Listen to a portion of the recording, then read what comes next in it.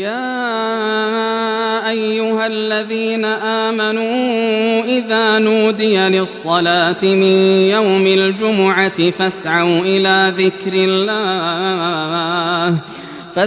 إلى ذكر الله وذروا البيع ذلكم خير لكم إن كنتم تعلمون۔ اے ایمان والو، جب جمعے کے دن جمعے کی نماز کے لیے اذان دی جائے تو فوراً اللہ کے ذکر یعنی خطبہ و نماز کی طرف تیزی سے چل پڑو اور خرید و فروخت یعنی کاروبار چھوڑ دو، یہ تمہارے حق میں بہتر ہے اگر تم علم رکھتے ہو۔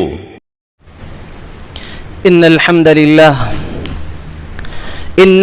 لله نحمده ونستعينه ونستغفره ونعوذ بالله من شرور أنفسنا ومن سيئات أعمالنا، من يهده الله فلا مضل له ومن يضلله فلا هادي له، أشهد أن لا إله إلا الله وحده لا شريك له وأشهد أن محمدا عبده ورسوله۔ أعوذ بالله السميع العليم من الشيطان الرجيم، بسم الله الرحمن الرحيم، يا أيها الذين آمنوا اتقوا الله حق تقاته ولا تموتن إلا وأنتم مسلمون، يا أيها الناس اتقوا ربكم الذي خلقكم من نفس واحدة وخلق منها زوجها وبث منهما رجالا كثيرا ونساء، واتقوا الله الذي تساءلون به والأرحام إن الله كان عليكم رقيبا، يا أيها الذين آمنوا اتقوا الله وقولوا قولا سديدا يصلح لكم أعمالكم ويغفر لكم ذنوبكم، ومن يطع الله ورسوله فقد فاز فوزا عظيما، أما بعد فإن خير الحديث كتاب الله وخير الهدي هدي محمد صلى الله عليه وسلم، وشر الأمور محدثاتها وكل محدثة بدعة وكل بدعة ضلالة وكل ضلالة في النار۔ قال الله تعالى في القرآن المجيد: ونفس وما سواها فألهمها فجورها وتقواها قد أفلح من زكاها وقد خاب من دساها۔ رب اشرح لي صدري ويسر لي أمري واحلل عقدة من لساني يفقهوا قولي، سبحانك لا علم لنا إلا ما علمتنا إنك أنت العليم الحكيم۔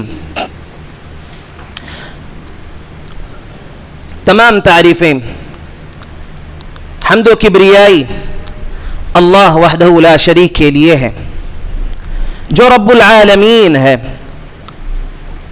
درود و سلام ہو تمام انبیاء کرام پر، بالخصوص نبی رحمت محمد عربی صلی اللہ علیہ وسلم پر، جنہیں رب العالمین نے رحمت للعالمین بنا کر بھیجا۔ محترم اسلامی بھائیوں، خطبہ مسنونہ کے بعد میں نے آپ حضرات کے سامنے سورہ شمس کی 4 آیتیں پڑھ کر سنائی، جس میں اللہ رب العالمین نے نفس انسانی کی قسم کھائی ہے۔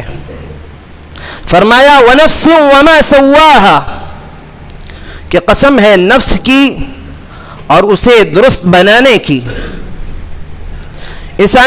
نفس انسانی کی قسم کھانے کے بعد اللہ سبحانہ وتعالی نے یہ حقیقت بھی بتا دی دوسری آیت میں کہ اللہ سبحانہ وتعالی نے نفس انسانی کے اندر بیک وقت، ایک ہی وقت میں خیر اور شر، نیکی اور بدی، دونوں طرح کی صفات ودیعت کر رکھی ہے۔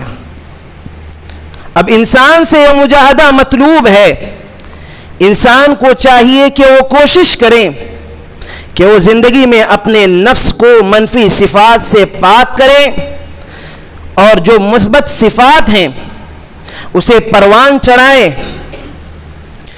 اور اسی کو قرآن نے تزکیہ نفس سے تعبیر کیا ہے۔ فرمایا قد افلح من زکاہا، کامیاب ہو گیا وہ شخص وہ مومن کامیاب ہو گیا جس نے اپنے نفس کا تزکیہ کیا، جس نے اپنے نفس کو پاک کیا۔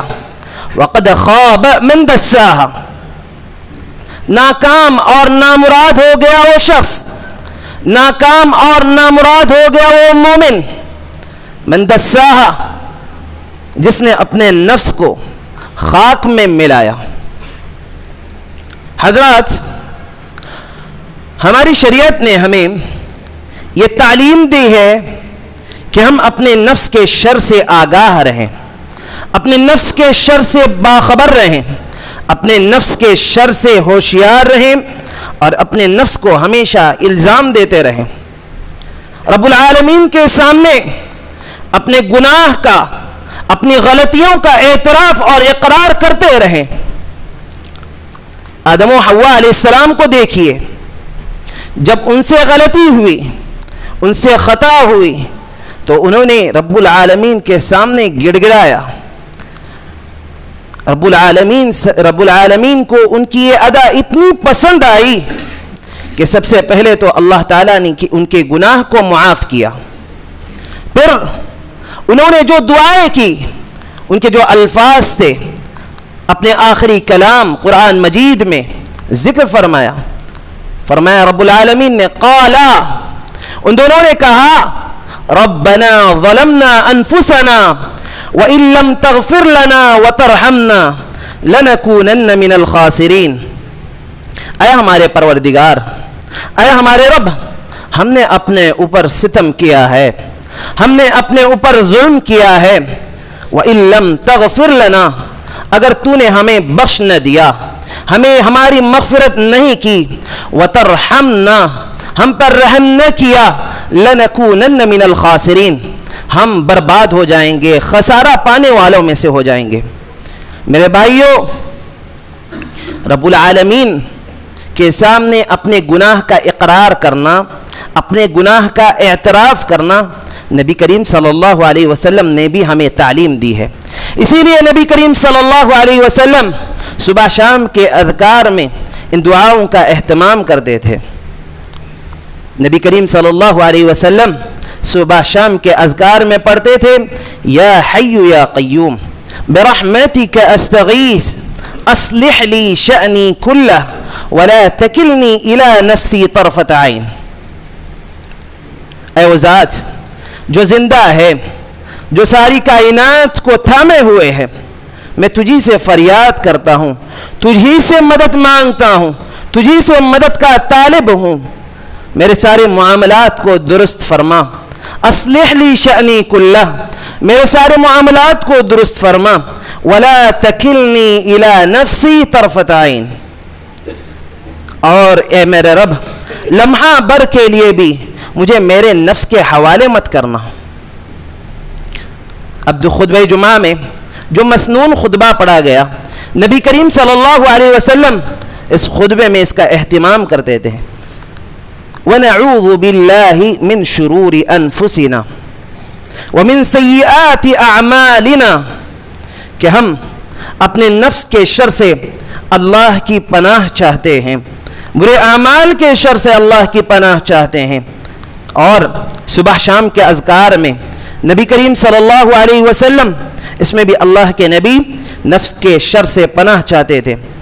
اللہم فاتر السماوات والارض، اللہم فاتر السماوات والارض عالم الغیب والشہادہ رب کل شیء وملیکہ اشہد ان لا الہ الا انت اعوذ بک من شر نفسی۔ اے وہ ذات جو آسمان و زمین کو پیدا کرنے والے، آسمان و زمین کو پیدا کرنے والی ذات، غیب اور حاضر کو جاننے والی، ہر چیز کا پالنہار، ہر چیز کا مالک، اشہد ان لا الہ الا انت، میں گواہی دیتا ہوں کہ تیرے علاوہ کوئی معبود برحق نہیں ہے۔ اعوذ بک من شر نفسی، میں میرے نفس کے شر سے تیری پناہ چاہتا ہوں۔ اسلامی بھائیوں، ایک مومن کو زندگی میں کامیاب ہونے کے لیے ضروری ہے کہ ہم ہمیں چاہیے کہ ہم اپنے نفس کے شر سے آگاہ رہیں اور آگاہ ہو کر اپنے آپ کو اپنے نفس کے شر سے بچانے کی کوشش کریں، کیونکہ آخرت کی زندگی، اصل کامیابی کی زندگی آخرت میں ہے، اور یہ کامیابی اس وقت تک نہیں مل سکتی جب تک کہ اس نفس کو ہم قابو میں نہ کریں، جب تک کہ اس نفس کو ہم لگام نہ دیں۔ آخرت میں وہی شخص کامیاب ہوگا جو اپنے نفس کی تربیت کرتا ہے، اپنے نفس کا تزکیہ کرتا ہے، اپنے نفس کے اندر جو شر ہے اس شر کو پاک کرتا ہے، اور اس کے اندر جو مثبت صفات ہے اس کو پروان چڑھانے کی کوشش کرتا ہے، وہی شخص آخرت میں کامیاب ہوتا ہے۔ وَأَمَّا مَنْ خَافَ مَقَامَ رَبِّهِ وَنَهَى النَّفْسَ عَنِ الْهَوَى فَإِنَّ الْجَنَّةَ هِيَ الْمَأْوَى، جو اللہ کے سامنے کھڑے ہونے سے ڈرے اور نفس کی خواہشات کے آگے روک لگائے، اللہ سبحانہ وتعالی نے فرمایا فَإِنَّ الْجَنَّةَ هِيَ الْمَأْوَى، در حقیقت تو جنت اسی کا ٹھکانہ ہے۔ اس لیے اسلامی بھائیوں، آج کے اس خطبے میں ہم یہی جانیں گے کہ ہمارے نفس کے اندر آخر شر کیا ہے جسے دبانے کی ضرورت ہے، اور اس کے مقابلے میں خیر کیا ہے جسے ابھارنے کی، جسے پروان چڑھانے کی ضرورت ہے۔ غور کرنے پر معلوم ہوگا کہ ہمارے نفس کے اندر بہت سارے منفی پہلو ہیں جس سے آگاہ ہونا ہم میں سے ہر ایک کی ضرورت ہے، اور اس منفی پہلو کے مقابلے میں جو مثبت پہلو ہے اسے ابھارنے اور اسے پروان چڑھانے کی ضرورت ہے۔ سب سے پہلا شر نفس انسانی کے اندر جو ہے، نفس انسانی کے اندر ایک شر یہ ہے کہ نفس انسانی اس کی تمنائیں بہت ہے، اس کی خواہشات بہت زیادہ ہیں۔ ہمارا نفس یہ کہتا ہے کہ خواہشات پوری کرو، لیکن ہماری شریعت ہمیں تعلیم دیتی ہے کہ خواہشات ہو آئے تو خواہشات کو کم کرنے کی کوشش کرو، اپنے خواہشات کو قربان کرو۔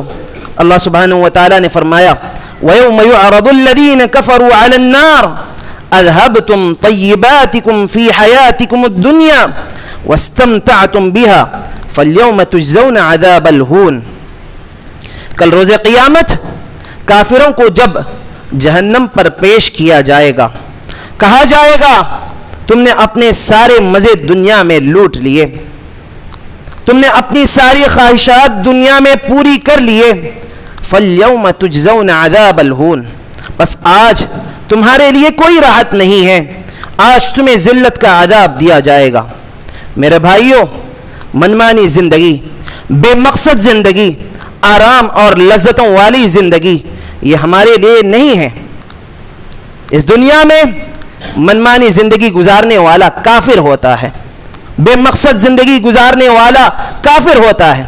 اللہ سبحانہ وتعالی نے تو ہمیں ایک مقصد کے تحت پیدا کیا، اور اس مقصد کو جاننے کی ضرورت ہے۔ وہ مقصد ہے وَمَا خَلَقْتُ الْجِنَّ وَالْإِنسَ إِلَّا لِيَعْبُدُونَ، اللہ سبحانہ وتعالی نے انس و جن کو پیدا کرنے کا مقصد ہی یہی بتایا کہ مقصد یہ ہے کہ تم میری عبادت کرو، توحید کو مضبوطی سے تھامے رکھو۔ اصل زندگی تو ہمارے لیے آخرت کی زندگی ہے، ہمیں آخرت کی زندگی کے لیے کوششیں کرنی چاہیے اور اپنے نفس کو دبانا ہے، اپنے نفس کے جو خواہشات ہیں اسے کم کرنے کی کوشش کرنی چاہیے، کیونکہ یہ جو دنیا ہے یہ دنیا امتحان گاہ ہے، یہ دار الامتحان ہے۔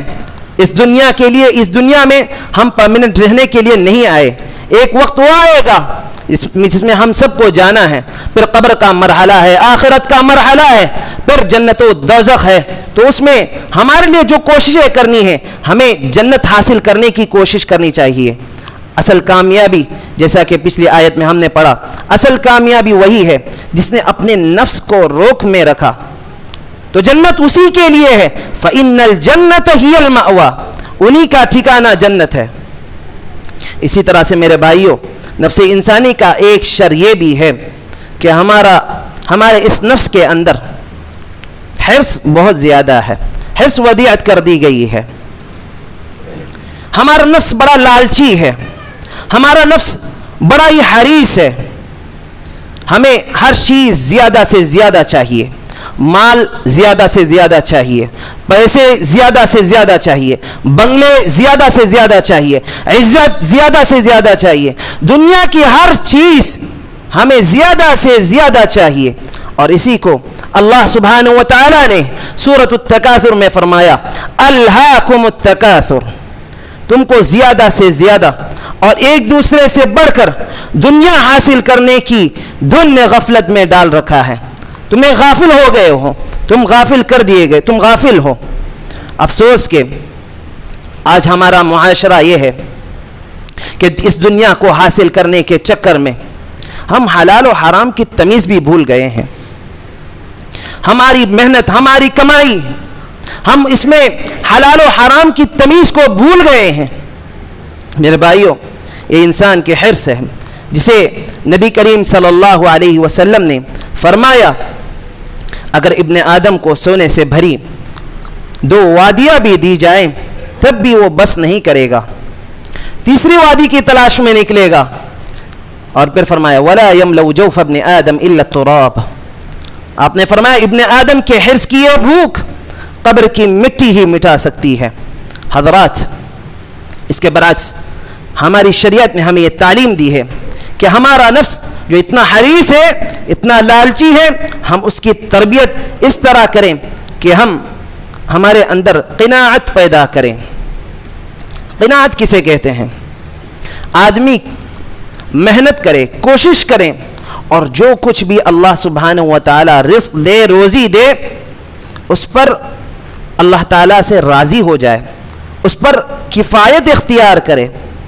ایسے شخص کے بارے میں نبی کریم صلی اللہ علیہ وسلم نے فرمایا، وہ شخص کامیاب ہو گیا جسے اسلام لانے کی توفیق ملی، جسے اسلام کی نعمت ملی، اور اتنی رزق مل جائے جو اس کے لیے کافی ہو، اور اس کے ساتھ اسے قناعت کی دولت مل جائے۔ پیارے نبی نے فرمایا کہ ایسا شخص کامیاب ہو گیا۔ تو معلوم ہو گیا قناعت کرنے والا، حلال و حرام کی تمیز کرنے والا، حرام سے بچنے والا قانع شخص کامیاب شخص ہے۔ تو معلوم ہوا جس کے اندر قناعت آ گئی اس کے اندر سے حرص کا خاتمہ بھی ہو جائے گا۔ اسی طرح سے نفس انسانی کا ایک شر یہ بھی ہے کہ ہمارا نفس غصے کا اظہار چاہتا ہے۔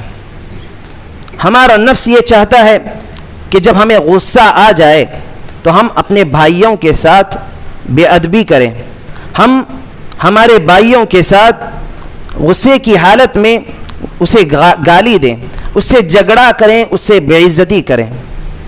اس کے برعکس نبی کریم صلی اللہ علیہ وسلم نے یہ تعلیم دی، پہلوان وہ نہیں ہے جو اپنے سامنے والے کو پچاڑ دے، اس کی بے عزتی کرے، اسے گالی دے، اس سے جھگڑا کرے۔ لیس الشدید بالسرعہ، پہلوان وہ نہیں ہے جو سامنے والے کو کشتی میں پچاڑ دے۔ انما الشدید الذی یملک نفسہ عند الغضب، پہلوان وہ ہے جو غصے کی حالت میں اپنے آپ کو قابو میں رکھے، اپنے نفس کو قابو میں رکھے، اور اس کے مقابلے میں جو مثبت پہلو ہے اسے اپنائے، اپنے سامنے والے بھائی کو معاف کرے، عفو درگزر سے کام لے۔ اسی طرح سے نفس انسانی کے اندر جو شر ہے اور جسے بچنے کی بہت زیادہ ضرورت ہے وہ ہے شہرت طلبی کا جذبہ، فیمس ہونے کی خواہش۔ ہر انسان چاہ رہا ہے، ہر انسان چاہتا ہے کہ میں مشہور ہو جاؤں، مجھے عزت ملے۔ آج ہمارے معاشرے کا ماحول یہی ہے کہ ہم میں سے، اور خاص کر کے نوجوان طبقہ یہ چاہتا ہے کہ وہ فیمس بننے کی چکر میں کئی ایک گناہ کر بیٹھتے ہیں۔ مشہور ہونے کے چکر میں, شہرت حاصل کرنے کے چکر میں اپنے مال کو خرچ کرتے ہیں, اور اس کے ساتھ ساتھ ان کے اندر جو برائیاں آتی ہیں ریاکاری کی شکل میں. اللہ معاف کرے, اللہ ہم تمام کو ایسے گناہوں سے ہماری حفاظت فرمائے. میرے بھائیوں, اللہ سبحانہ و تعالیٰ نے ایسے بندوں کو, اللہ تعالیٰ ایسے بندوں کو پسند نہیں کرتا جو شہرت طلبی چاہتے ہیں, جو فیمس بننا چاہتے ہیں, بلکہ اللہ سبحانہ و تعالیٰ ایسے بندے کو پسند کرتا ہے, اس سے محبت کرتا ہے جو گناہوں سے بچتا ہے, جو گناہوں سے بچنے کی کوشش کرتا ہے, شرک و بدعات سے اپنے آپ کو بچانے کی کوشش کرتا ہے, علم حاصل کرنے کی کوشش کرتا ہے, اور علم اور جو کچھ بھی اعمال بجا لاتا ہے وہ اللہ سبحانہ و تعالیٰ کی خاطر کرتا ہے. نبی کریم صلی اللہ علیہ وسلم نے فرمایا, ان اللہ یحب العبد التقی الغنی الخفی. اللہ سبحانہ و تعالیٰ ایسے بندے سے بہت زیادہ محبت کرتا ہے جس کے اندر 3 صفات پائی جائے.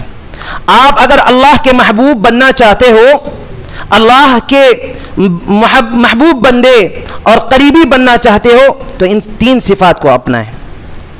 التقی, تقوی اختیار کرنا, تقوی اختیار کرنا, برے کاموں سے بچنا, اچھے کام کرنا, جو اللہ سبحانہ و تعالیٰ نے منہیات, جو برائی سے روکا ہے, حرام چیزوں سے بچنا, شرک سے بچنا, بدعات سے بچنا, جتنی برائیاں ہیں اس سے بچنے کی کوشش کرنا, اور اس کے برعکس اچھے اعمال انجام دینا, علم حاصل کرنا, اپنے لیے اپنے اوقات میں زیادہ سے زیادہ عبادتوں میں مشغول رہنا. التقی الغنی, جو بے نیاز ہو, جو لوگوں کے سامنے ہاتھ نہیں پھیلاتا. اور تیسری جو صفت بتلایا اللہ سبحانہ و تعالیٰ نے, الخفی, جو گمنام ہو. اللہ سبحانہ و تعالیٰ گمنام کی زندگی پسند کرتا ہے. آج ہمارا حال یہ ہے کہ ہم جو کچھ بھی خرچ کرتے ہیں اچھے کام کے لیے تو خرچ کرتے ہیں, لیکن ہمارے اندر دکھاوا پایا جاتا ہے, ریاکاری, نام و نمود پایا جاتا ہے. تو ایسے اعمال اللہ سبحانہ و تعالیٰ کے نزدیک مقبول نہیں ہے, بلکہ اعمال آپ کے برباد ہیں. آپ کے اعمال اللہ تعالیٰ کے نزدیک قبول نہیں ہوں گے, کیونکہ اس کے اندر ریاکاری ہے. آپ نے جو کچھ بھی کیا دنیا حاصل کرنے کے لیے کیا, تو آپ کو دنیا مل گئی. ایسے لوگوں کے بارے میں قیامت کے دن ایسے لوگوں کو جہنم کی طرف گھسیٹ کر لیا جائے گا, جو لوگوں کو دکھانے کے لیے کام کرتے ہیں. میرے بھائیوں, یہ تھے چند اصول جس سے ہم ہمارے اندر, ہمارے نفس کے اندر جو شر کا پہلو ہے اسے ختم کر کے جو مثبت پہلو ہے اسے ان اصولوں کے ذریعے ہم اپنا سکتے ہیں. اللہ تعالیٰ سے دعا ہے کہ اللہ تعالیٰ ہم تمام کو گناہوں سے بچائے اور مثبت صفات ہمارے نفس کے اندر پروان چڑھانے کی کوشش کریں. اللہ تعالیٰ ہم تمام کی مغفرت فرمائیں, ہم تمام کو ہمارا ٹھکانہ اللہ تعالیٰ جنت الفردوس بنائیں, ہم تمام کی مغفرت فرمائیں. اقول قولی هذا استغفر الله لي ولكم ولسائر المسلمين من كل ذنب فاستغفروه انه هو الغفور الرحيم.